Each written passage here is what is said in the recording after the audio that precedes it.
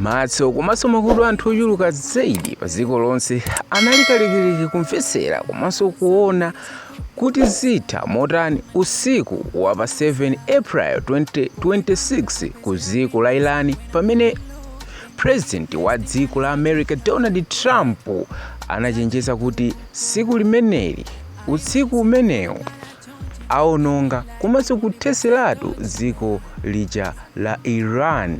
Donald Trump ananena kuti ngati Iran sisegula Strait of Hormuz aononga dziko limeneli phatikizapo ma power plants kapena kuti malo opangira mphamvu za magesi komanso ma bridge ambirimbiri a mdzikoli. Komatu Iran nayonso inauma mtima kuti sipanga zimenezi. Kodi zatha motani? Video ino tiona za mgwirizano umene wakhalapo pakati pa Iran komanso America komanso tiona anthu amene athandizira kuti pakhale mgwirizano umenewu. Tionanso zinthu zokwana 10 zimene Iran yayika mchikalata chake kuuza dziko la America kuti lisadire pa mgwirizano umenewu. Tiyeni tikhalire limodzi mu video yonseyi muli ndine Owen B Square. Ngati simunapange subscribe ku YouTube channel ino, pangani subscribe kuti tizikhalira limodzi ma video ena onse. Padali mantha akulu zedi kwa anthu a mdziko la Iran komanso ngakhale maiko ena chifukwa cha zimene Donald Trump anafotokoza kuti achita mdziko la Iran usiku wangothawo. Popeza Iran inaseka Strait of Hormuz amene ndi malo amene kumatulukira mafuta ambirimbiri ngakhalenso pita dziko la America, koma panali chinkulirano chachikulu zedi chifukwa ngakhalenso dziko la Iran silinamve kuopsezedwa kumeneko kuti liwonongeredwa dziko lawo, ndipo iwo ananenetsa kuti zasegula Strait of Hormuz. Kodi pofika pano zili motani? Dziko la Pakistan silidangokhala chete koma kufunitsitsa kuti pakhale mgwirizano pakati pa maiko awiri amenewa. Kodi zatheka? Mukuyesayesa mwawo zikuonesa kuti zinthu zili bwino zinatheka. Shehbaz Sharif komanso Field Marshal Mineo omwe ndi ma Prime Minister aku Pakistan adapempha dziko la America kuti akufunika kupanga suspend kapena kuti kuyimitsa mkuenjezera masiku awo amene anapereka warning ku dziko la Iran.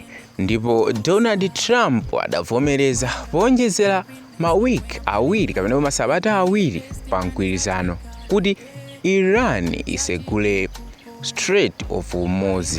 Nayonso Iran yavomereza kuti isegula Strait of Hormuz, ndipo pakadali pano ikhala ikulola ena mu masitima ofuna kudusa pamalowa kuti azikwanisa kudusa koma mwachilolezo.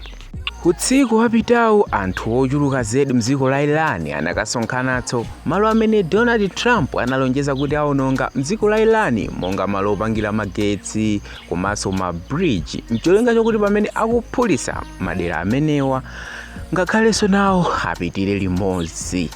Koma izi sizinachitike, ndipo mgwirizano ulipo pakati pa maiko awiriwa, ndipo agwirizana zoenjezera nthawi imene Donald Trump ankafuna kupangira zinthu za upanduzi. Anthutu mdziko la Iran adali osangalala kwambiri chifukwa cha nkhani yabwino ngati imeneyi, chifukwa anthu adali pampanipani komanso adali ndi mantha akulu zedi, ndipo izi zitangochitika anthu ali osangalala kwambiri. Ngakhalenso inu amene simuli mdziko la Iran ndino osangalala, ndiye mukuganiza kuti kodi anthu a mdziko limeneli angamve bwanji? Ngakhalenso nzika za America tingati ndizosangalala pa mgwirizano umenewu. Tsopano tione zimene Iran yapempha dziko la America kuti mgwirizano umenewu ukhale olimba, kuti 2 weeks ikamatha anthu akhale kuti akhazikisa mtendere mpaka kalekale pakati pawo pa Iran komanso America. Iran yapempha zinthu 10 zimene America ikufunika kuchita, ndipo America yavomereza kuti iunikira zinthu zimenezi ndipo yetsetsa kuti isatire. Tione zinthu zokwanira 10 zimene dziko la Iran lapempha ku dziko la America kuti alimbise mgwirizano umene uli pakati pawo.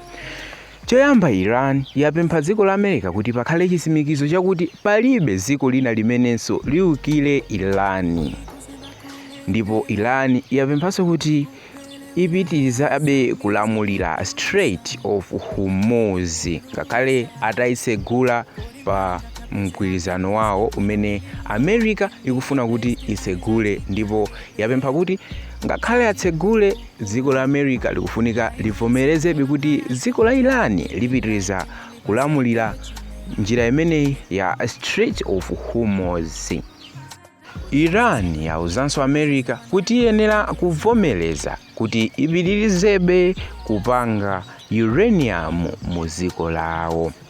Yapemphanso kuti asilikali a United States amene ali mdera lawo akufunika achotsedwe kapena kuti achoke mdziko lawo. Ndipo Iran yafotokozanso kuti ndalama zawo zimene zinasekeredwa kunja zikuyenera kubwezedwa ku dziko lawo. Iran yapemphabe zinthu zingapo, tione zimene yapempha, mmene kufuna kuti dziko la America lichite ncholinga chokuti mgwirizano umenewu upitirire.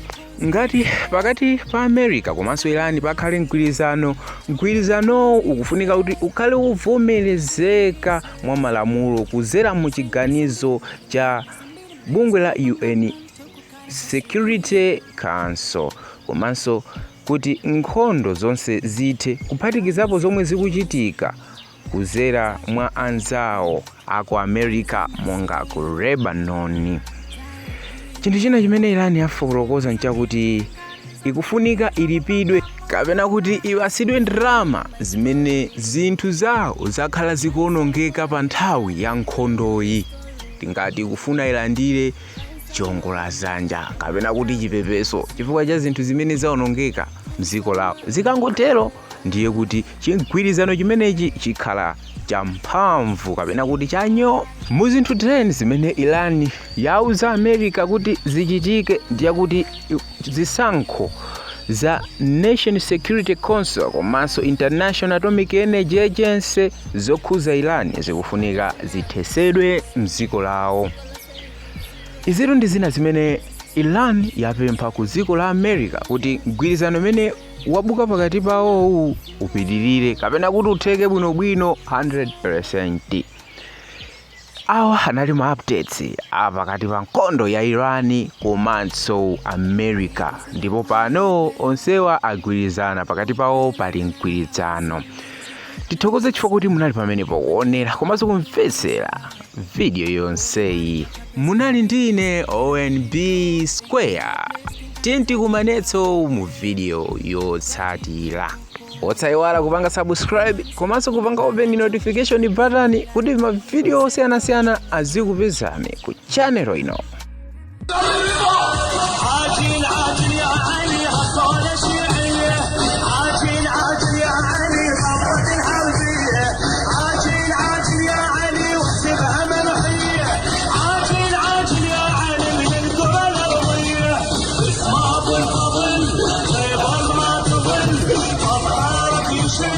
Yeah.